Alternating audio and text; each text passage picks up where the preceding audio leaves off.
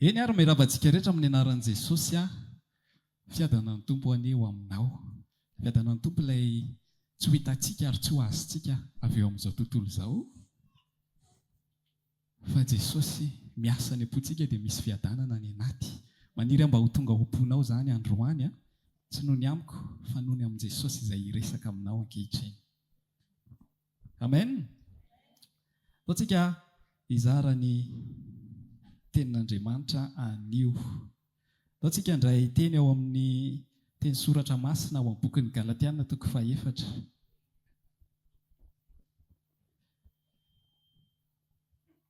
Galatiana 4, andiny 4 sy ny 7 no andeha ho raisitsika.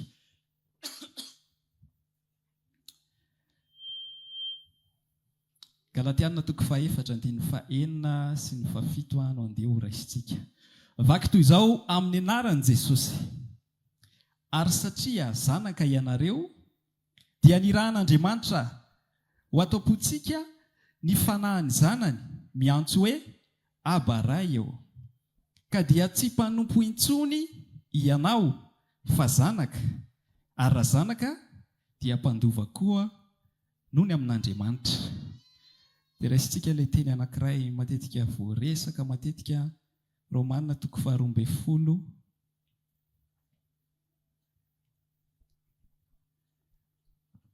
andiny 2. Ny anaran'i Jesosy ary aza manaraka ny fanaony izao tontolo izao, fa miova amin'ny fanavoazana ny saina amantaranareo ny sitrapon'Andriamanitra dia izay tsara sady ankasitrahana no marina. Amen. Ireo teny ireo no hiaingantsika amin'ity androany ity.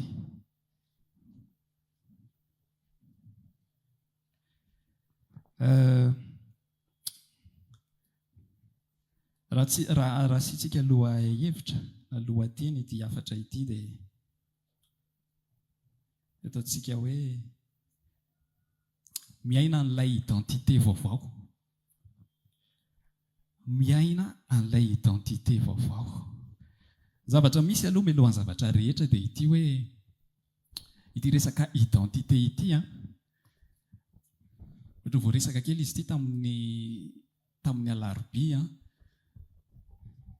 dia nisy fotoana ihany koa tamin'ny faraparan'ny volana janvier ihany koa niresaka an'izay pasteur Anthony. Nahita an'iny ve nareo? Alarobia mantsy ilay andro fa tsy lahady. Nahita daholo. Za tena mampirisika antsika mihitsy raha hanao investissement amin'io Facebook io. Tena aza misy lopena ny zavatra zaraina eto anivon'ny fiangonana fa tena misy zavatra mahasoa antsika be dia be. Hoentin'ireo rahalahy ireo tena isan'andro izay dia maharay zavatra foana na ohatran'ny hoe efa eno izany fa nandeha izany. Tena izay mihitsy ilay izy hoe efa re izany fa ilay fikasiky ny tompo, fikasihan'ny tompo any fotsika tena hafa mihitsy hoe hafa indray no andresako an'izany zavatra izany. Dia raha nahita an'izay afatra izay ianao dia mba somary afaka kely izany mba tsy tena anazava be loatra an'ilay tena hoe identité ao amin'i Jesosy izany fa mba tonga dia mba hiroso kely ao anatin'ilay izy. Sa averina resahana kely ihany. Lasa averiko tsy haivina kely ihany an'ilay izy. Raha lasarana vavy isika olombelona dia nanana ny identité antsika hoe zanak'Andriamanitra, izany hoe iry Adama sy Eva tamin'izany fotoana izany. Fa rehefa tonga ny fotoana nanotany izy ireo dia very ny identité an'izy ireo mahazanak'Andriamanitra. Ina moa mahazanak'Andriamanitra? Ilay misy fanahin'Andriamanitra ao anaty. Raha misy fanahin'Andriamanitra ao anatin'ny olona anankiray dia zanak'Andriamanitra izy. Tamin'ny fotoana nefa rehefa nanoty izy ireo dia niala tao ny fanahin'Andriamanitra. Dia tsy zanak'Andriamanitra izy ireo izany ary tsy manana identité ao amin'Andriamanitra intsony fa identité an'olombelona normal. Ary dia nandova an'izay daholo isika rehetrarehetra. Identité an'olona normal fotsiny amin'izao rehefa tsy an'Andriamanitra dia any fahaverezana. Ny toy nefa ny tantara Andriamanitra tsy hoe nijanona teo fotsiny rehefa very ny identité anareo dia anareo izany baibay daholo fa izay ny adalanareo izay. Eny be dia izy aloha tao anatin'izay fa Andriamanitra fitiavana. Be famindrapo Andriamanitra. Tianao verina ao anatintsika ilay identité dia nandefa an'i Jesosy indray izy nadio an'izany fahotantsika izany. Dia rehefa voadio ny fahotantsika ary ohatran'ny soratra teo ilay izy teo. Ary satria zanaka ianareo dia nirahan'Andriamanitra ho ao am-pontsika ny fanahany zanany miantso hoe Abaray. Rehefa vitan'i Jesosy ny asany teo amin'ny hazo fijaliana ka nakasika ny fonao zany ho anao ny antony nahafatesan'i Jesosy Kristy, dia nampidirina ao anatinao ny fanahan'i Jesosy Kristy, ny fanahan'Andriamanitra ihany iny, dia lasa misy identité hafa ao anatinao, identité an'Andriamanitra, identité ao amin'ny Kristy, ka dia miova ny zavatra rehetrarehetra rehefa manana an'ilay identité an'Andriamanitra ianao, satria tafiditra ao anatinao fanan'Andriamanitra, lasa zanak'Andriamanitra ianao manomboka eo amin'ny fotoana io. Amen. Alleluia. Zanak'Andriamanitra isika dia afaka ny andova n'ilay fiainana mandrakizay ary tafaverina ilay identité atsika. Ty resaka identité ity, rehefa mamaky baiboly matetika dia rehefa mipoitra Andriamanitra dia tany fanekena taloha ohatra, rehefa miresaka ohatra hoe natamin'i Mosesy ary dia tonga dia présentation no nataony. Zao ny Andriamanitry Abrahama, Isaka. Lasainy teo daholo hoe zao ilay Andriamanitra zao. Zay ilay présentation, zay ny identitéako. Mba haninona? Mba hampatonga ny Mosesy hoe tena ilay Andriamanitra mahery ty miresaka aminaty. Izy nino ilay Andriamanitra mahery? Fanjatra tsy ninony kely tao amin'ilay izy hoe izy ve havita inona? Misy présentation atao. Le présentation zany milaza hoe iza io olona io, iza io miteny io, izy io Andriamanitra io, dia iny identité iny no mitondra ny zavatra rehetrarehetra amin'izay rehefa avy eo. Hoe tsy mino ve ianao zany Andriamanitra namorona an'izao tontolo izao? Tsy mino ve ianao fa ho vitako ny hampanaiky ny Farao? Dia ho tafavoaka ao nareo rehefa avy eo. Zay ny anton'ilay présentation hoe za le Andriamanitra efa le hatramin'izay. Zay ny dikan'ilay izy. Zay ny dikan'ilay présentation, identité an'Andriamanitra mihitsy ny nasehony any Mosesy. Nidote Mosesy fa ny tenany tsy nanjereny hoe za ve havita an'izany. Na dia efa Andriamanitra zao ary niaraka aminy, za ve havita an'izany fa jereva olona hafa. Efa nanao présentation Andriamanitra hoe za nge tsy hitaditady olona fatany fotsiny amin'izao fa matoa za tonga eto aminao, dia no mihitsy ny ilaiko ao anatin'ilay izy ary vitanao efa miaraka amiko ianao. Misy présentation tahaka izany. Ty za ino ilay identitéako. Rehefa mandeha fotoana avy eo dia misy zavajavatra ohatran'izay foana ilay izy. Tia hafantatra ny olona fa iza rety mpanao fahagagana ity mantsy an' Jesosy zany io. Tia hafantatra daholo ny olona fa Jesosy aloha mbola tsy tena nalaza hatramin'ny voaloha hoe izy ilay Mesia. Tsy izay ilay izy. Tsy mbola tonga izy dia niteny. Fa rehefa avy eo amin'izay fa nilaza izy hoe za no izy hatray za efa teo talohan'ny Abrahama sy rehetrarehetra zay eritreretinareo dia tsy zakan'ny olona ny dikan'ilay identité hoe efa ela be ty Jesosy ty nkeny efa teo tady torabato izy ireo. Le identité sy révélé amin'izay tamin'ny Petera manao ahoiza ny olona hozy izy Jesosy. Dia Petera reriny namaly hoe ianao ny Kristy Jesosy, tsy ilay sain'olombelona no niteny an'izay, fa ilay kasik'Andriamanitra mihitsy hoe ianao mavita manaiky ny identité an'io ny Jesosy Kristy hoe ianao ny Kristy Jesosy zanak'Andriamanitra. Sambatra ianao ry Petera hozy izy. Fa manina hozy izy? Tsy nofomandra?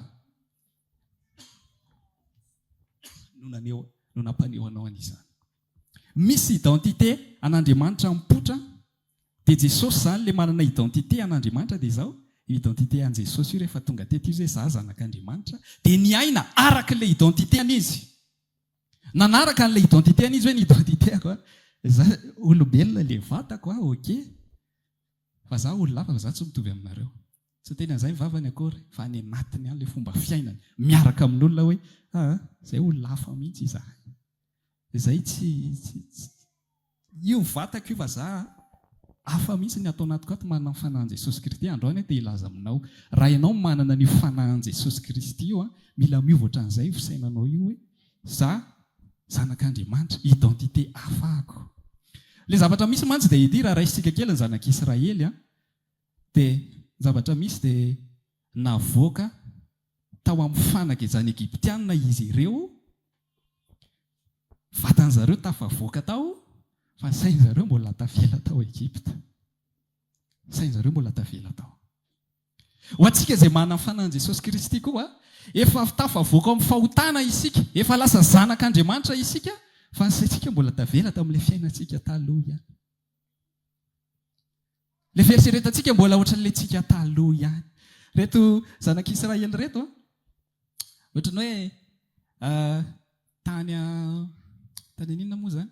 Tany Egypta zareo no nahita an'izany hoe misy biby eo dia iny ny ankofana. Rehefa mafy nahazo an'izy ireo dia nanamboatra omby volamena zareo. Hitanareo ilay saina tary ihany no entiny miaina ary rehefa tafavoaka izy. Raha sitsika ohatra kely hoe izao hoe ny fandehantsika olombelona ity mantsy dia izao, fa dia ilay izy izay lehibe sy izay saintsaintsika ihany no mivoaka eto ivelany. Izay eritreretintsika ihany no ataontsika eto ivelany. Ka mbola reny zavatra tao Egypta reny tao an-tsainy zareo, tsy tadidiny zareo tsy ilay nisokatra nge ny ranomasina mena, resy nge Farao hoe tafavoaka nge isika.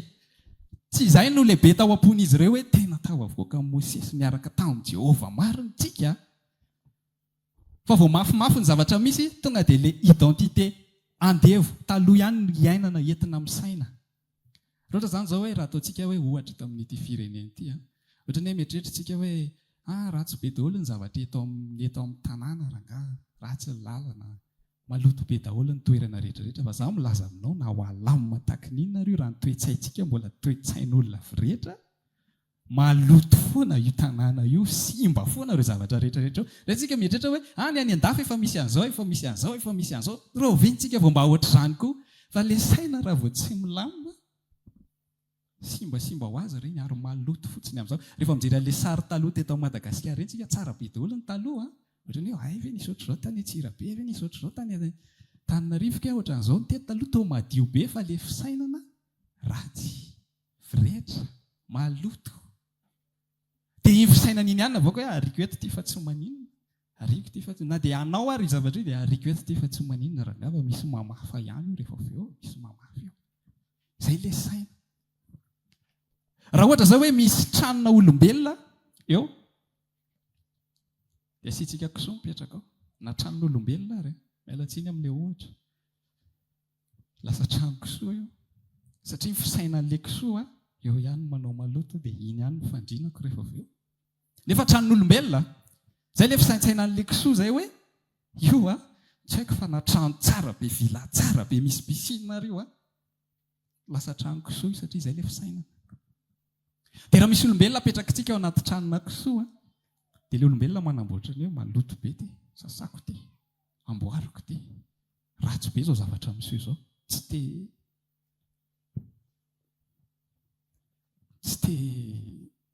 za hoe dia atory eo amin'izao toerana ohatrao dia manamboatra, satria misy pensée, misy eritreritra tsara ao anaty. Androany te hilaza amintsika, efa navotan'Andriamanitra ianao ny amin'ny fahotana, efa navotan'Andriamanitra ianao ny amin'ny lalan'ny fahaverezana mandrakizay.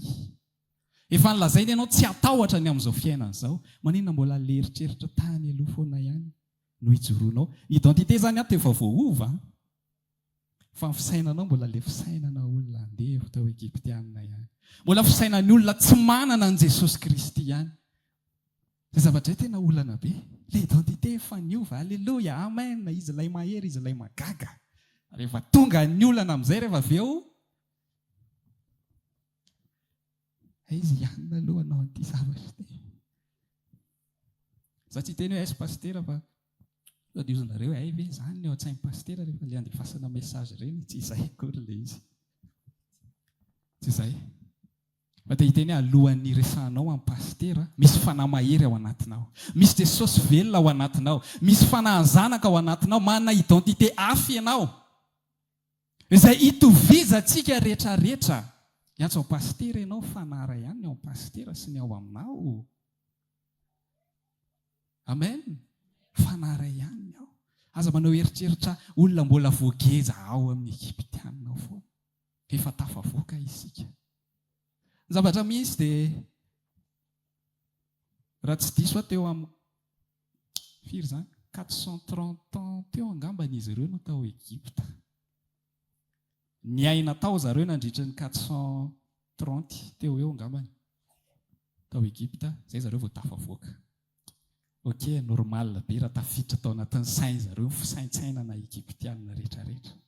Satria rehefa navoaka tao izy zareo dia 70 taona indray zareo niaraka tamin'i Jehovah izany. fa mbola be loatra le zavatra eo amin'izao tontolo izao, eo amin'ilay tao amin'ny tany Egyptiana tafapetraka ao anatin'ny sainy zareo. Dia normal be rehefa tafavoaka ao izy dia mbola reny ihany no averiny, mbola reny fisaintsainany reny ihany, mbola reny fisaintsainany reny ihany.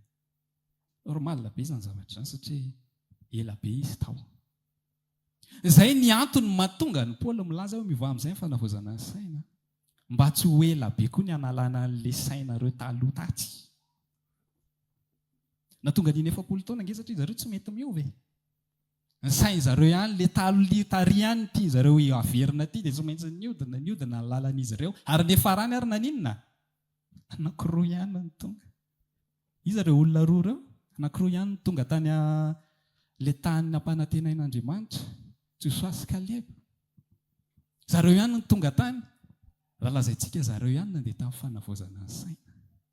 Ny antsika eto ilay fiainana mandrakizay, arahana ray an' Jesosy ianao dia voavonjy foana ianao. Fa mety ho tonga amin'ilay teny hoe voavonjy ihany izy fa maninona hoe tony avy amin'ny aho reraka izao fiainana izao satria tsy nandeha tamin'ny fanavozana ny saina. Heverina problème daholo izao rehetrarehetra izao nefa ilay problème ampiasaina an'ilay finoana. Izay dika an'ilay problème. Ohatra nisy teny teo voavaky ny mamantomoy. Ilay tao amin'ny Petera teo hoe maninona tsy maintsy misy izany hozy izy. Petera 2:1-5. Izany no iraviravonareo na dia ampalelovina vetivety ankehitriny amin'ny fakapanahy maro samihafa azy anareo raha tsy maintsy hisy izany. Fa maninona ary ny ohatr'izany ny anaovan'ny tompo an'ilay izy, maninona tsy atao zavatra milamina be. Zavatra tiako resahana amintsika dia ity hoe fiainantsika io efa fantatrao raha vao milamina tsisy finoana izany. Za tena miteny mifalianao raha tsy milamina ny fiainanao. Fa fotoana esan'Andriamanitra mahatonga anao matahotra mantsy izy ianao hoe tsy vitako ilay izy, tsy vitako. Izay nge tenen'i Mosesy tsy vitako ilay izy koa Jehovah. Efa mba niteny angany identitéko fa tsy nino ity ranamany ity. Za nge niaraka aminao e. Ary androany milaza aminao lehibe nge izay ao anatinao e. Inona mbola atahorana antsika foana amin'ny zavatra misy. Mila exercenao mihitsy ilay finoanao. Hoe eto misy aretina, eto misy problème, za miaraka aminao Jesosy tsy maintsy manana hery ahy hatrehana an'ity. Mila hovaina ilay fomba fisainana. Le taloha mantsy ohatran'izay hoe dia ahoana ary ity zavatra ity. Inona ary ny ataoko mora miferitraina ohatran'izany isika. Normal be izany tenin'Andriamanitra maro be ao no milaza an'izany. Tsy maintsy mandalo zavatra mafy isika mba ahafahan'ny finoantsika miakatra, ahafahantsika miova.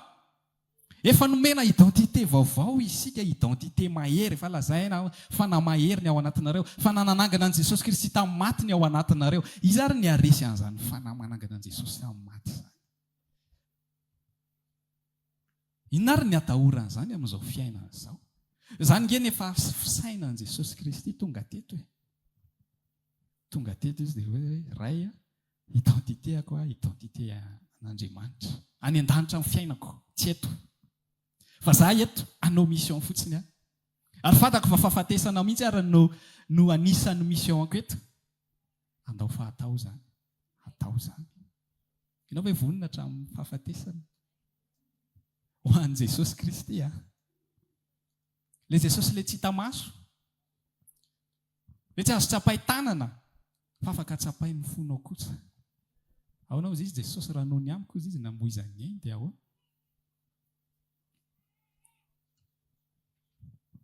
Satria isika io tena natao mihitsy hisaraka amin'ity fieritreretan'ny saintsika ity hoe tsy mety fiainako. Za matahotra, za tsy hanao, za zao. Aloha atao tentsika teny mazava kokoa ilay satria andevo izany ny Egyptianina taloha. Manao fisainana andevo, esklava, matahotra lava. Efa Jehovah zao no namoaka, mbola tsy matoky ihany fa ahoana ity Mosesy a? Ahoana izao zavatra izao? Za milaza aminao rehefa namonjy anao Jesosy. Tsy andao anao izany mihitsy izy fa tsy hoe rehefa eto aloha dia pôzy kely indray aloha fa be dia be koa ilay olona nandray anahy tato ato dia tsy arako intsony sy. Tsy misy an'izay ilay izy. Fa rehefa une fois izy nandray anao tsy misy very hozy izy eo aminy. Tsisy marombaka izay ao am-pelantanako. Sa tena te hilaza amintsika androany. Dao andeha amin'ny fanavozana saina. Aza matahotra an'izao fiainana izao. Andramo mihitsy hoe io ilay problème. za tonga dia hivavaka ary mivavaka tsy hoe fa ao io Jesosy fa ao io fa mandreraka be anaty. Tsy izay ilay izy, tsy voatery izay, tsy voatery vahany io. Le tsy vahany mihitsy ary ny tena tsara. Finoana lehibe izany, le tsy vahana mihitsy ny tena tsara dia mavesatra eo fahitanao an'ilay fa hitanao hoe manomboka me tsy izaho intsony za miasa izany la Jesosy amin'izay ty mitondra ty. Mahatonga anao reraka mantsy ianao no manao an'ilay izy. Ny fotoana fahatsika tafasaraka amin'Andriamanitra amin'izay hoe tafasaraka tiako tenina hoe misaraka mihitsy hoe ty ianao dia ty Jesosy rehefa miatrika zavatra mila zavatra mafy be tsy zakan'ity nofo ty, mila potika mihitsy io. Zay vao hitanao hoe miasa amin'izay Andriamanitra. Mila maty mihitsy ilay nofony Jesosy Kristy. Zay vao mivoaka ny famonjena. Azonao an-tsaina ve izany? Fa raha hoe okizay fa marary be ilay kapoka dia tapitra hatreo. Tsy vita ny famonjena fa mila maty mihitsy Jesosy Kristy. Izany hoe io vatantsika io mila potipotika mihitsy io, fisaintsainantsika io, izay momba fieritreretantsika io. Mila tena abandonena tanteraka fa hoe za to dia miankina tena afaka milasitsika tena mafy aloha e. Tsy hoe tsy azo tenena izany tena mafy ilay izy fa eto okazion Jesosy tena irako aminao na tsy mivary io fa asianao fiadanana aty anatin'ny foko aty. Izao lazaiko hoe tsy moramora ilay miova amin'ny fanavaozana ny saina fa elaela kely ilay izy raha ohatra ka tsy mandeha amin'ny fanavaozana ny saina isika.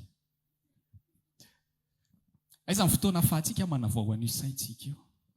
Amin'ny fomba inona dia ohatry ny ahoana ny zavatra tao? Za nge te hanova e, za te hanova fa tsy haiko ilay izy rehefa tena toga eo tsy vita indray, ohatrany tsy mety. Tsy mety mihitsy ilay izy. Be dia be ny fotoam-bavaka antsika eto am-piangonana. Za manasanao karakarao ny ara-panahinao. Karakarao. Misy latsinainy izay zao ilay hoe investissement tena ataovy ireny zavatra ireny. Raha tsy voatery mijery ihany koa ary ianao latsinainy fa manaova mihitsy ianao. Talata eto misy fotoam-bavaka, fotoanany vavaka, larobia eto misy, zoma eto misy, asabotsy ihany koa misy na ho hitosina any Ambobao, na toeran-kafa ihany koa any amin'ny faritra alahady ihany koa. Mila karakarainao. Fandehanantsika amin'ireny zavatra inge manova ny saintsika e. Fa tsy saina amboarina any ambadika ihany fotsiny izy izay. Fanavaozana saina. Tsy hanao an'izao intsony tsy teny an'ity izao izany. Fa mandeha manatrika an'ireny zavatra ireny. Ny zavatra henon'ny sofina dia zavatra ao amin'i Jesosy Kristy foana. Hitanareo rehefa milaza, rehefa misy olona miteny hoe za tena mbola voakezan'ity fakapana anankiray ity Jesosy. Inona ny ataoko amin'ity zavatra ity? Misy an'ilay teny iny hoe ahoana indray ilay tantara iny? Lasa hoe jereko raha mbola hitako ato, tadidiko. Hitanareo nisy an'ilay olona ilay hoe nisy démonie tao anatiny dia rehefa niala ilay izy dia nandeha nitady toerana izy hiala an-tsasatra. Dia rehefa nandeha tany izy dia tsy nahita dia andeha hiverina hozy izy. Rehefa niala izany ilay fanahy ratsy tao anatiny dia raha vao avelantsika vida ilay ao dia hiverina izy. Hiverina ilay zavatra ratsy, hiverina ao anatintsika. Anao raha milaza hoe ity zavatra ity tsy mety afaka amiko mihitsy fakapana ratsy, zavatra ohatr'izao. Io no mahatonga anahy tsy mahavita mandeha amin'ny fanavaozana saina, tena marina vidy ianao izany. Rehefa tsy feno an'i Jesosy ao anatin'ny fonao, ao anatin'ny fisaintsainanao, dia araka ny lazaintsika teo, izay ao anaty ihany no mivoaka. Raha vida ao, tsisy tenin'Andriamanitra, tsisy fiainam-bavaka, tsisy fiarahana amin'i Jesosy Kristy, tsisy resadresaka momba amin'ny resaka fiainam-panahy, vida be ny ao anatintsika ao, foana tsisy ninina. Tsy possible nefa ilay hoe tsisy ninina ao anaty fa tsy maintsy misy miditra ao, soit Jesosy, soit ilay ratsy. Tsy hoe isy démonie izany ianao fa isy fisainana ratsy, isy tahotra tafapetraka. Androany tena milaza, aoka ho feno teny Kristy ho betsaka ao anatin'ny fotsika. Aoka ianao hitady an' Jesosy isan'andro dia mandeha miova ho azy io sainao io hoe tena hitako amin'izay ty finoana an' Jesosy Kristy ity. Ahafahanao tena hiaina an'ilay identité anao. Za tena milaza antsika tena olona hafa mihitsy isika io. Tena maniry tena ho vangin'ny fanahy ianao amin'izany miteny an'izany fa tsy hoe saintsika amboarinao fotsiny hoe olona hafa rangatsika izay, olona hafantsika. Fa olona hafa ahoana isika ianao mavita mijoro na dia misy problème izay mahagaga ny olona io ary. Efa manaitra ny olona rehetrarehetra izany zavatra izany. Misy ny fotoana indraindray mety hoe évangélisation sy ohatr'izany izany manaharitra anao. mandehana amin'ireny zavatra ireny, manaova an'ireny zavatra ireny, ahitanao mihitsy ny fiasan'ny tompo. Ahitana zavatra be deaibe tsy hampozina mantsy amin'ireny fotoana ireny rehefa manao an'ireny isika. Isy fivadikanina natao aza atao fahazaran'ireny zavatra ireny. Fa reny ange manentsina n'le banga ao anatintsika ao, mba tsy hoe ho vida be ny ao anaty ao, fa ho feno an' Jesosy mandraka arivo, miova ho azy io fisainana io, satria rehefa feno fanahy ao anatintsika dia manomboka miresy ilay fisainany nofo io. Malefaka izy resy araga tsy hitako intsony izay atao. Nareo tena tsy mandeha amin'ny fahitana raha miresaka izany ilay nofo sy fanahy. Ilay zavatra hita mantsy tena mampatahotra be. Dia ireo ilay fo midobodoboka, fa ilay fanahy mahery. Ahoana ary io fanahy io tena ohatran'ny hoe lasa mitovy amin'izao tontolo izao tsika raha ozy izy ianao hoe famonjena fotsiny ny ilaivanao an' Jesosy. Mialatsiny tsy hoe fotsiny ilay famonjena, fa raha mbola velona ianao dia ilainao no mandeha amin'ny fanavozana saina dia miaina an'ilay identité anao vaovao. Amen. Amen. Misy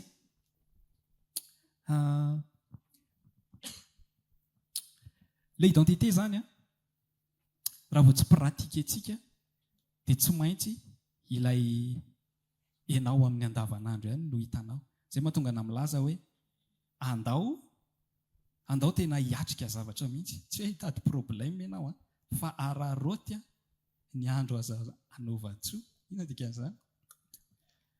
Ilay fahazahoana ho azy olo marina, fa ilay ampiko ilay izy. Efa tonga ilay zavatra manahirana, ilay problème, ilay ady lava ao an-trano, ny hofa-trano, ireny zavatra rehetrarehetra ireny.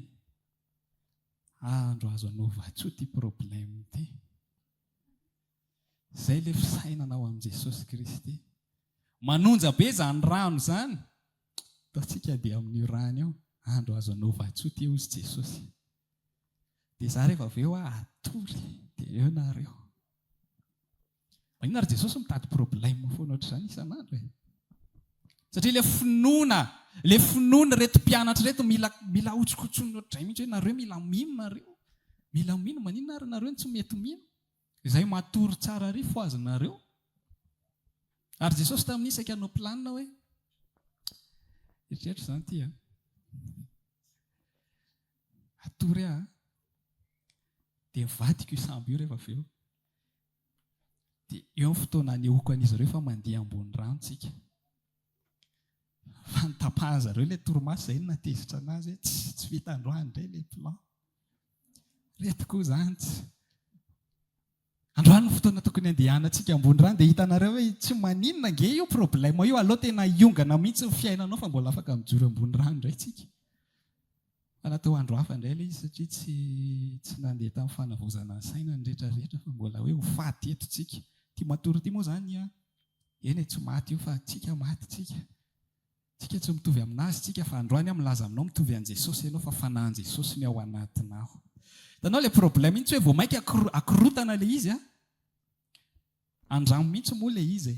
Tsika mantsy ohatrany hoe tsy vita ihany ilay izy. Andramo mihitsy ilay finoanao. Tonga amin'ny tompo-trano, aiza ny hofa-trano. Lazao fotsiny marina. Tsika inge mandeha amin'ny fahamarinana dia miaraka amin'i Jesosy. Fa tsika ohatra mitady handainga izany indraindray. Ay amin'ny anina ka, tena efa amin'ny anina fa tena teneno rehefa tsisy. Dia izy ianao ka roasin' zareo izahay. Roasin' izay raha vao miteny hoe mbola tsy tonga ilay izy. Ahoana ilay ohatra tamin'ny, tsy haiko na tamin'ny lahady iny na tamin'ny larobia. Ianao va ny Kristy Jesosy? Maty io raha vao miteny hoe za. Fa ahoana hozy izy? Eny, za no izy hozy izy. Hitanareo ilay mitondra ilay identité. Izay marina ihany no lazaiko ahafahan'ny herin'i Kristy, ahafahan'ny herin'Andriamanitra miasa amin'ny fiainanao. Ilay marina ihany no ataonao. Tsy manana izay. Efa mitady fa tsy manana izay. Roasina izany nareo. Lalana hafa indray ny fiainanao izany. Tsika koa inge tamana amin'ny zavatra anankiray. Za tena milaza amintsika mihitsy hoe exercice. Za tsy miteny aza miasa, aza mitady tsony. Tsy mitady vola tsony izany hono fa izay mantsy ilay fandraisana diso indraindray ilay voaraintsika. Ianao manao izay anjaranao foana. Amen. Ataonao daholo izay azonao atao fa eo amin'ilay tsisy ninona azonao atao intsony dia lazao ny marina. Tsy afaka manao ninona tsony eto.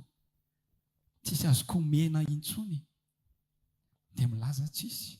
Raha ny tombatomba koa aloha mety amin'ny latsinainy mety mahazo dia izay no lazaiko anao fa tsy fantako. mila mahasamiatrika tahaka izany isika. Ny olona nge mety hiteny hoe re mpivavaka ireny sahirana manao an'izao fa ny zatra iraikitra ao anatin'ny lohany iraikitra ao anatin'ny lohan'ny olona dia ity hoe mpivavaka aloha tsy mandainga fa izy tonga dia miteny rehefa manana na tsy manana. Minima kely izany resaka izany. Teny aminao fa misy impact lehibe satria ianao nandeha tamin'ny fahamarinana. Amen. Le saintsika ity mihitsy izany zay resako izay hoe le identité efa hafa, ny potentiel amin'ny zavatra rehetrarehetra efa ao anaty, fa le fisainana mbola le za taloha ihany, mbola le inona moa? Mbola le za tsy mahavita an'izao, za tsy manao an'izao, za tsy manao an'izao. Tohizantsika ilay izy, ity identité an'Andriamanitra ity, le fomba fiainana ao anazy dia ity. Araka lazaiko teo hoe mitomboa ianao amin'ny fiarahana amin'i Jesosy Kristy. Tombonao amin'ny fahafantarana anazy, aza manaiky raha tsy mahafantatra zavatra mihoatra ianao no ny teo aloha. Rehefa tena azonao tsara izany zavatra anankiray dia ahoana indray? Ahoana ilay ohatran'izao? Ilay ity mbola tsy haiko tsara, ilay zavatra ohatran'izao mbola tsy azoko tsara, ity zavatra ity mbola tsy niainako. Ataovy iainako ity Jesosy raha ahafahako mitombo ao anatin'ny finoa, anatina fiainam-bavaka, anatina tsy fantako tena za tena mampirisika antsika mihitsy. Efa be dia be zatra nampianarina teto hoe araroto fotoana kely manana 10 minitra na 2 minitra anatin'ny amin'ny 9 ka hatramin'ny 7 ohatra na tsy fantako dia ampiana ohatran'izay indray mba hahafahan'le sainao tena miova tena reko mikasika ny tompo ary tena mainao anaka izy ary tena miresaka ka izany nge dia efa manova an'le sainy, manova an'le saintsika izany. Aoka ny sainao tsy hijanona ao amin'le isika mbola andevo ny fahotana, andevo ny tahotra. Dia ilay sainao ihany koa mba tsy hitady an'i Jesosy Kristy amin'ny fotoana mafy fa na zavatra mora kely aminao arany izay matoky amin'ny kely. Raha tsy matoky amin'ny kely isika, ahoana moa ninontsika zavatra goavana be izany? Tsika tonga dia mitady tena rehefa tena misy an'izao io tonga dia mino amin'izay eo, tsy vitanao io. Fa zavatra kely ary tsy sahanao manao anazy, tsy vita. Dia izao zavatra anankiray ahafahantsika miaina n'ilay identité vaovao dia isika mandeha amin'ny action ihany koa manoloana miaraka amintsika ireo mpiara-mivavaka. Hitanareo misy fisaintsainantsika mila avotsitra, mila hovaina. Ataoko hoe raha hoe resaka fiarahamonina, mahafinaritra be ilay hoe tena olona teo amin'izao tontolo izao tena firesakay, tena ohatran'izany sy ohatran'izany fiteninay taloha dia blaginay ohatr'izao sy ohatr'izao, ilay tena mahery be ireny. Fa tena voaraiko ny fitiavan'i Jesosy tena mahafinaritra be mihitsy ilay izy dia ny ato koa moa mahazaka ny zavatra rehetrarehetra dia ataontsika evangelika fotsiny ilay blagy na ilay zavatra atao fa zahako degadega nohatran'ireny ihany. Naza aminao mamevahana kely an'ilay fitoetsain'ilay esclave taloha, ilay fanaonao tariany no entinao ato fa atao evangelika fotsiny. Ohatrany hoe antsy maninona ngefa mba misangisangy tena miteny anao raha vao kitikitihana io zavatra ratsy io dia mora mitatra be. Mitatra. Tena misy zavatra mila hovaina be dia be mihitsy hoe tena olona hafa, identité hafa, tsy ohatr'izany ny firesaka. Tsy ohatran'izany ny fomba fiteny, nenay tsy nenay mifampikitakita taloha fa ankehitriny maninona moa izany manao an'izany? Inona moa izany no mivantravatra be ohatr'izany? Nefa teny mpitiavana, teny malefaka no nomeny Jesosy anahy napetrany tato am-poko ary fiadanana no nomeny anahy. Raha mba kalma amin'izay hoe azoko amin'izay ity zavatra ity. Tena izany ka tena fitiavan'Andriamanitra, tena manosika anao hanaja ny hafa ilay izy hoe identitéako. Izao manja ilay identité an'i Jesosy io mihetry. Ilay identité ao amin'i Jesosy Kristy mihetry anatina fahafatesana amin'ny olona tsy miendrika nomenan'ilay izy akory. Isika indraindray miandry hoe ka izy io manao an'izao. Dia za tsy hanaiky an'izany intsony. Efa ampianarantsika afaka mifanantona isika. Mifananatra. Be dia be ny tefa ohatra misy tsy tadidiko tsara ilay verset indraindray. Raha ianao ny mpananatra dia aoka amin'ny fitiavana. Izay zavatra rehetrarehetra ataontsika dia amin'ny fitiavana daholo. Tsy maninona ilay miresaka. Fa indraindray ilay izy ataontsika tahaka ny ohatrany hoe raha rotiko ity fa nahazo miteny hony. Raha rotiko ity fa afaka mifanantona amin'izay hony. fa tenao ka tena mpitiavana tsara mihitsy aloha ny fiainga le any am-pona ho any hoe iresaka satria ohatra ny mahita ohatrao dia ouvert ihany koa amin'izay explication fa tsy eto dia tsisy enonana ianao ka tonga dia izay teneniko izay ianao dia zao tsy mila tsisy droit de réponse fa zay ianao dia zay tsy zay fa misovra mihitsy miresaka hoe izay mahatonga anao manao zavatra ohatra somary mavesatra mantsy ny olona amin'ny zavatra ataonao dia ahoana zany zay ny antony fampiresahana le identité mantsy ny fitiavana hozy izy tsy manatahotra misy identité an' Jesosy Kristy ao anatinao dia misy fitiavana ao anatinao tsy matahotra miatrika amen ary ihany koa mazaka indray rehefa ianao indray ny resahana mora kely le miteny olona rehefa tonga amin'izay ny torinao dia tena lasa tsy alaizy intsony eviatra amin'izay zany ny fisaina zareo tamiko tena ohatran'izao tena isika inge mpanoty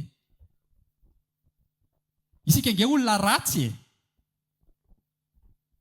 fa tsy hoe rehefa tonga zany Jesosy namonjy antsika dia hoe ve za ratsy tsy alaizy tsy tiako indray zany ve zay dia zay na tonga ve za ratsy be tena ohatrany tsy mety zany mila manaiky ianao hoe ratsy izay vovovonjy mila manaiky ianao hoe misy tsy mety ny ataonao izay ianao vao tafiova rehefa miova ianao dia mandeha amin'ny fanavozana ny saina io sainao io hoe aetoka misy zatra mila amboariko fanavozana ny saina mila ataona ihany koa adinoy amin'izay le hoe za vendrana za tsy mahay an'izao za ilikiliky ny olona ohatrao za taloha efa ataon'olona an'izao foana dia mbola zay foana ihany ny hainako mandrakity ny androany identité anao taloha zany milaza aminao identité anao taloha zany za nataon'olona an'izao foana taloha dia io nataon'olona nataloha io no mahatonga ana ihany koa amaly an'ity zavatra ratsy mahazo anaty satria tena tsy zakako lizy dia aty ihany manala ny foko nareo koa moa tsika koa moa kristianina daholo dia afaka mivavaka ao amin'i Jesosy fotsiny dia mahazo fiadanana fa mba hanala fo atao aminareo aloha za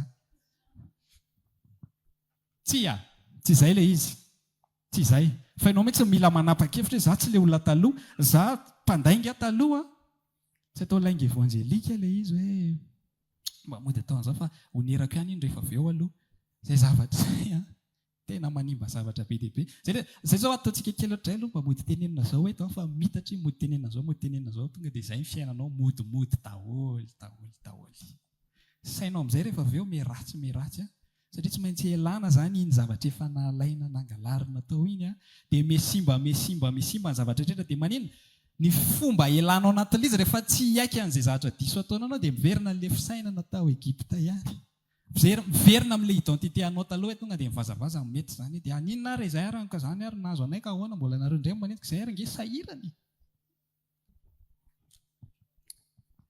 hitanareo rehefa misy zavatra mivoaka ohatr'izay avy amin'ny olona anankiray dia anankiray tsy miaina an'ilay identité izy fa ny anankiray vidany ao anatiny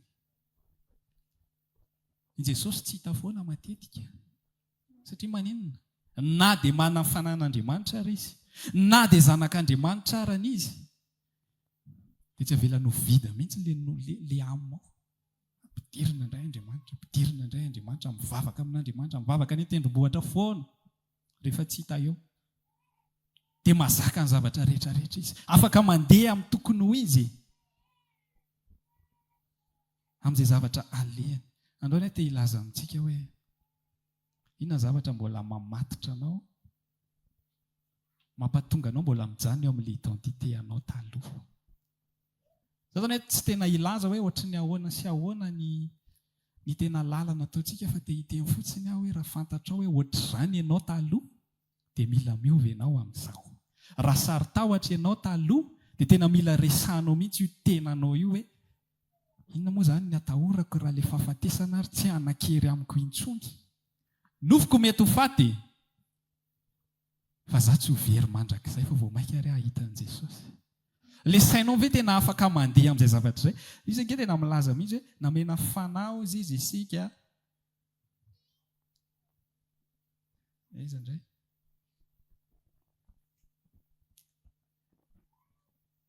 dia io ny ahafahantsika miantso hoe abaray eo. Mahafantatsika fa Andriamanitra ange tsy azo natsotsoana fotsiny fahatany amin'izao izany taloha. Fa ankehitriny rehefa misy an'io fanahin Jesosy io anatinao, dia na iza ianao afaka miantso azy, afaka miresaka aminy, efa ny-exercer an'izany ve isika. Za tena nahita zavatra be dia be mihitsy tao anatin'ny fiainana an'izany zavatra any. Misy fotoana nilazantsika hoe misy zavatra tsy niova mihitsy ho tamin'ny fiainanay. Ray mandeha izay teny an'izay faraparan'ny taona 2022 angamba niny. Dia tamin'izay hoy aho hoe 9 taona izay ilay izy tsy niova mihitsy. 2025 tsika, 26 kay, hoay, 26 tsika izao, mbola tsy niova ihany ilay izy. Fa tsy haiko izay hevitry ny tompo, tsy voatery fantatsika daholo koa ny heviny. Fa tena aty anaty aty tena misy fiainana, hoe tsy maninona eo. Fa raha ilay fisaintsainanao taloha hoe fa maninona ary teo ohatran'izao foana e. Miampy an'ilay hoe efa teny efa tao amin'i Jesosy ve dia mbola tsy afaka ihany izao zavatra sao dia mba io fiangonana tsy miresaka famahana olana io ary ny olana. Fa ndao mba handeha any amin'ilay fiangonana milaza, mandeha kely any izany rehefa maha-olana fa rehefa fiainam-panahy verina kely aty indray aloha. Fa raha tena miray tsara amin'i Jesosy Kristy ianao dia fantatra hoe aika ity zavatra ity natao teo mihitsy mihazona anahy amin'ilay finoako sy fijoroako aminy, ahafahako hoe tsy handeha hoe rehefa milamina be dia mety izany ny fiainako fa asiana sy yoga kely ohatr'izay eo. Manana an'izay daholo tsika. Manana an'izay daholo tsika. Ireny no mihazona anao ireny. Aza raisina hoe mampahahory ity Andriamanitra ity. Fa ihany ilay identité vaovao, nisy fanahy afaka miantso an'Andriamanitra ao anatinao, fanahin Jesosy Kristy. Tsy ny olona rehetra ange zanak'Andriamanitra izany ary tsisy zanak'Andriamanitra taloha afa-tsy ankoatra ny Adama sy Eva izany, ankoatra isika apartira ny latsahan'ny fanahy masina amin'izay. Tsy nisy. Ao amin'ilay Romanina toko 12 teo izy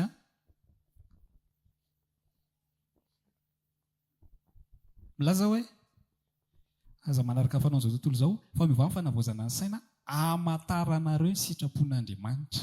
Izany hoe maninona? Rehefa tsy mandeha amin'ny fanavozana ny saina isika dia perdu foana, very foana ny ao an-tsika hoe mahakay zary izany lalana izany, mahakay zary izany fiainana izany. Izany ange navery hevitra an'ireo zanak'Israely ireo e. Tsy mandeha amin'ny fanavozana ny saina izy ireo dia lasa miodina indray izy mitady lalana hafa indray. Fa ianao raha manana an Jesosy Kristy ao mpamonjy mora azo indrindra. Resao fotsiny ao anatin'izao olaka izao Jesosy. Resao fotsiny ao anatin'izao zavatra manavesatra anazy ao Jesosy dia ampy. Za tena milaza aminao exercice nge izany zavatra izany. Ho hitanao ny asan'i Jesosy Kristy. Ary hitanao fa misy fiovana tanteraka mihitsy io fisaintsainanao io. Dia ilay fisainanao amin'izay no entinao miatrika ety ivelany amin'izay hoe tsy matahotra mety danger ihany ilay zavatra fa ahita ny fiasan'ny tompo izany tsika eto amin'ity zavatra ity. Ahita ny fananganana izany eto amin'ity zavatra ity. Dia izy amantaranareo ny sitrapony dia izay tsara fa indrindra ankasitrahana. Isika izany raha vao tsy mandeha amin'ny fanavozana ny saina dia io zavatra ataontsika rehetra io tsy ankasitrahana akory. Isika voavonjy fa tsy ankasitrahana ilay tsika mijany amin'ny toerana ray tsy miova mihitsy io fisainan'io za tsy azo tenenina, za mahazo miteny nefa za dinina daholo ilay zavatra rehetrarehetra.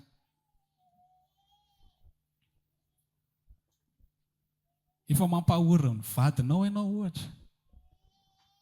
Raha vao mijanona kely amin'ilay ezakezaka ataon'ilay vadiny dia vizaka be fa izao natao nefa ilay rahalahy izany amin'io tena efa manao zavatra be mihitsy fa indray mandeha nisy adiny kely. To dia problème be ao an-trano. Ovao ilay fisainantsika. Ndao andeha amin'ny fanavozana ny saina. Tsy vadinao no mitondra fiadanana manao. Tsy hoe tsy tiavina izy tsy hoe tsy rarahiana izay action sy ezaka ataony fa tena misaotra mihitsy ary ianao hoe tena manao ty vadiko ty tena mavity izy fa misy fotoana izy mety hoe mba reraka olombelona izy. Fifaliana mety hoe hita maso manao izy fa ny tena vrai fifaliako amin'ny maha identitéako ao amin'ny zanak'Andriamanitra ao amin'i Jesosy ny tena fifaliako. Ao amin'i Jesosy. Identité an'Andriamanitra dia ity anankiray faraparany. Zanaka maditra, izany hoe isika ny olombelona maditra tady vahaolana fa tsy mamono. Antsika ray aman-dreny indraindray maditra ilay zanaka dia io no tena mahavizaka antsika, manova ny fisaintsainantsika mihitsy hoe tena za zany tonga dia resy aho zany. Tena izay mihitsy ve ny zavatra ansiho. Za zany tena tonga dia izao tena tsy naposiko ity zany zavatra mba ho zaraika kely amintsika ilay izy. Ay nefa misy ankizika eto.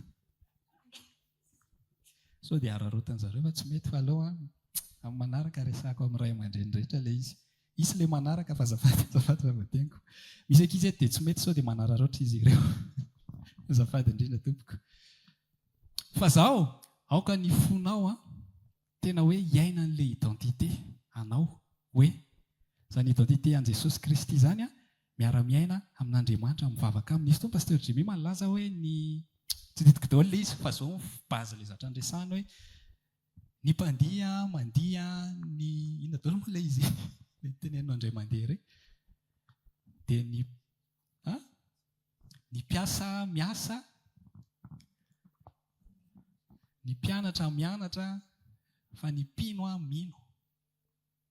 Ny zanak'Andriamanitra mipetraka eo amin'ilay mahazanak'Andriamanitra, amin'ny mahazanaka azy mihaino ny ray aman-dreny, miray amin'ny ray aman-dreny. Ho antsika zanak'Andriamanitra tena manentana anao tsy anisy resaka pratika be fa tena tonga dia action anao manokana mihitsy hoe eto aho hampiasa an'ilay finoana, eto aho hampiasa an'ilay identitéako.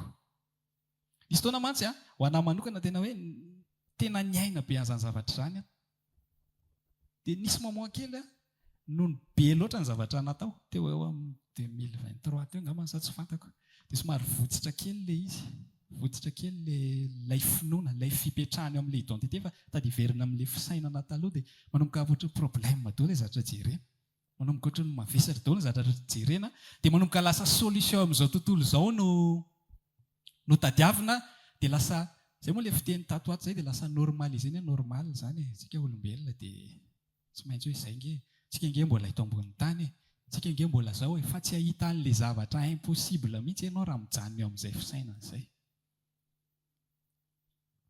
Tsy hahita an'ilay zavatra tsy heveriny eritreritra mihitsy efa possible ity zavatra ity, efa possible izao zavatra izao mbola miveriny. Dia nanomboka teo tena resy lahatra mihitsy hoe za zany lasa miverina olombelona, izay ny fiteniko anahy tamin'izay. Manomboka miverina olombelona, ohatra lasa fiadina olombelona normal izany zavatra ataoko izany. Androany mety misy amintsika eto ohatran'izany. Na ray an'ilay finoana, tena efa niaina an'ilay identité, ilay mahazanak'Andriamanitra, miaina ambany fahasoavana. Rehefa mandeha fotoana dia ka izy nge tsy vita an'ilay ohatr'izao ihany na izany ary. Izy nge tsy vita an'ilay finoana fotsiny pastera fa izao mahatonga antsika milaza an'izay mantsiny tady tsy hanao ninino tsika amin'ny fiainana. Rehefa manomboka ame tsara be ilay fahasoavana hoe tonga dia mahazo an'izao, tonga dia mety ilay izao, tonga dia izao. Dia manomboka ohatran'ny hoe hanomboka hitsotsotra amin'izay izany fa tsy mitsotsotra ka. Izay tokony ataonao eo amin'ny hita maso dia ataonao ihany. Amen. Iverina kely le eritreritrintsika ihany no mivoaka. Hitanareo ilay olona ohatra hoe somary sahirakirana izy amin'ny fiainana. Ireny zavatra iny ohatran'ny hoe mijery hoe sahirana be ry zareo mampalahelo fa misy amin'ireny ange tsy mampalahelo. Miala tsiny amin'ny teny an'izany satria alaiza izy eo amin'ilay misy anazy. Rehefa tsy mitondra vesatra ho amin'ny hafa aloha izany izy dia izay ohatran'ny tsy maneritreritrahana na vila izany aloha. Ohatran'ny tsy maneritreritrahana tômôbilina izany aloha. Dia rehefa tsisy an'izay eritreritra izay ao anatiny dia tsy misy ezaka amin'ny fanandrify azahoana an'izay ny ataony. Fa rehefa ohatra fotsiny dia efa ampy anay dia efa mety ny fiainanay dia efa izay dia izay izany ry zareo. Misy indray maneritreretra hoe za tena tsy maintsy izao, za tena tsy maintsy izao, za tena tsy maintsy izao. Dia na ny action andrehetrarehetra ary mifanandrify an'iny mba hahatongavany amin'iny tena mianatra be, tena manao an'izao, tena manao an'izao rehetrarehetra izao dia tonga eo amin'ilay eritreriny. Androany milaza amintsika ny eritreritra tsy eo amin'ilay amin'izao tontolo, eo amin'ilay fiainana hita maso no tena tiako hisarihana anao fa ao amin'ilay fiarahana amin'i Jesosy. Lehibe izay ao anatinao. Aoka izany fisainana izany ao anatinao. Saika adiniko ity iray ity. Ilay miaina an'ilay identité ao amin'i Jesosy Kristy koa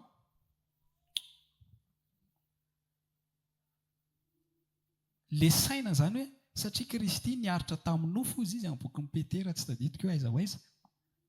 Satria Kristy izy niaritra tamin'ny nofo dia aoka aoka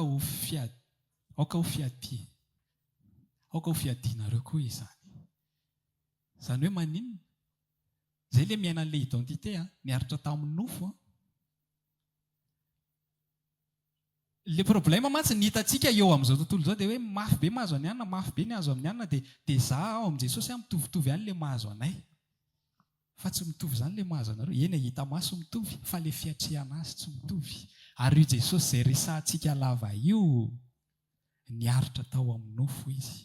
Natao amin'ny amimary. Leo amin'ny amimary tena araka ireny resahantsika ireny hoe tena azo natao nge tsy mangoaka anazy ny zavatra iny, azo natao mamaly an'ireo fa miaritra be hoe tsy maintsy izay le izy dia ndao atao. Ary za tena miteny antsika, le izy tsy hoe any Jesosy izy ho dia tonga dia nandeha ho azy ireny, fa tena misy fihevitry ny nofo mandeha kely ihany ao ambadika ao hoe tena tsy maintsy atao ity izany. Tena mafy le izy, tena voavely eto azy zany, tena misy an'izay ny ody natao ka, satria nisy nofo, nisy amina i Jesosy, fa nitoeriny le izy, toeriny le izy tsy ho tafavoaka mihitsy ny famonjena raha tsy mandeha amin'izao lalana. Mipetraka teo amin'ilay identité izy hoe Andriamanitra mahafoy ny ainy ho famonjena ny hafa. Ny identitéako mahafoy ny aiko hamonjena ny rehetrarehetra. Ianao ihany koa mila mahafoy ny zavatra rehetrarehetra ny aminao. Zay le fanavozana ny saina ho hitanao fa zay vao tena fiainana kay ty. Rehefa milasy, rehefa manova ny fomba fisaina koa zay vao tena miaraka amin'ny Jesosy. Efa teo ilay zotra lasa religion fotsiny le zavatra nataoko hoe tonga indray lady sivy-soefany zao dia amin'ny anina indray dia amin'ny anina indray dia rehefa ohatr'izao scroll kely ato fa tena le sainao mihitsy hoe ino amin'izay hoe miara-miatrika amiko Jesosy. Za tsy handainga amin'ity zavatra ity intsony. Za tsy hanao an'ity zavatra ratsy ity intsony. Matoa mbola latsaka ao anatin'izao fakapanahy ratsy izao. Vida ny atao anatiko izay. Vida. Tsisy an' Jesosy. Any ivelany izy. Aoka izy hiditra ao anatin'ny fonao foana. Aoka izy hitoetra ao anatin'ny fonao foana. Exercice nge dia zavatra izay. Dia ho fanavozana sainao, za tsy manaiky atao an'izao, za tsy mety an'izao, za efa hatramin'izay ihany efa ohatran'izao. Za milaza anao mila tenenina mafy izay ao izy vao mainka mahamaly moramora. Tsaka izy anefa tena navitany iny zavatra iny. Everitsika rehefa tenen'olona mafy amin'ny filazantsara ihany iny vao tena atao, fa rehefa mbola naloha dia tsisy an'izany izany. Raha ny filazantsara nilazany olona mangina ho anareo, indray nareo mpivavaka. Dia mahaly moramora izay. Fa raha vao zavatra hafa ny ampiasana ao an-trano sy ohatr'izany tsisy an'izany verset izany, tsy fantako izany. Fa amin'ny fotoana rehetra mihitsy. Hitanao raha isika izany raha vao tsy mi-exercer ohatr'izay dia tsy miasa le izy. Tsy hitantsika mihitsy le asany ao am-pontsika. Androany raha hivavaka isika dia ianao tena hoentiny ao amin'ny tompo mihitsy hoe ity fisainako taloha ity satria ianao mahafantatra fa fantako. Fantatra hoe ity le mbola tazomiko ary ity efa mikree olana foana fa tazomiko. Iny zavatra iny mampatonga anao tsy miova mihitsy, tsy mihoatra amin'ny zavatra rehetrarehetra. Andriamanitra tsy mampiasa olona mbola be loatra momba ny tenany, fa mila potika mihitsy momba ny tenantsika fa n'Andriamanitra hiasa amin'ny fiainanao. Heverinao ve fa ianao andeha hivavaka isan-kilady fotsiny fiainanao? Tsy izay le izy. Naninona ny 40 ans retsy ny tany tao amin'ny désert, satria tsy mety potika momba ny tenany. Roa ihany tonga tary. Hiatrika 40 ans ve ianao hiatrika problème be foana. Zay ny tena vao misy kely fotsiny tonga dia ho vaimbo sainanao hoe raisiko ity Jesosy. Za tsy handro 70 taona izany. Tonga dia raisiko ampitiavany ity hoe inona ny anarako anatin'izao za te ino anao Jesosy. Dia tsika hitsangana dia hiresaka amin'ny tompo. Ianao mahalala izay any am-ponao hoe ity ny anahy mbola fikiriko. Mahatonga an'ilay blocage ao anatinao. Mahatonga anao tsy afaka miroso. Maninona ary anina manana fiainana hafa mihitsy ry ihany ohatran'izao. Satria ny olona misy mamotsitra zavatra ny anatiny ihany momba ny tenako. Esoroko any. Esoro momba ny tenanao dia iaino ilay identité vaovao. Aza mijanona ao amin'ilay fisainana mbola mijanona ry amin'ny Egypta ry. Dia resao amin'ny tombo hoe za Jesosy ohatran'izao ilay fisainako tsy miova. Hoety eo amin'ny fotsiny fa aza manamely teny ianao. Za Jesosy sensible be vao misy teny dia tonga dia marary. Resao amin'izany androany. Raha maniry ary hivavaka aminay ianao dia tongava ary isaky ny alahady amin'ny 7 ora sasany. ny talata amin'ny 12 sy sasany, ny alarobia amin'ny 12 eny Antsahamanitra 100 metatra amban'ny fijerena fety, trano Gribege amin'ny ankavian-dalana. Tongava Soto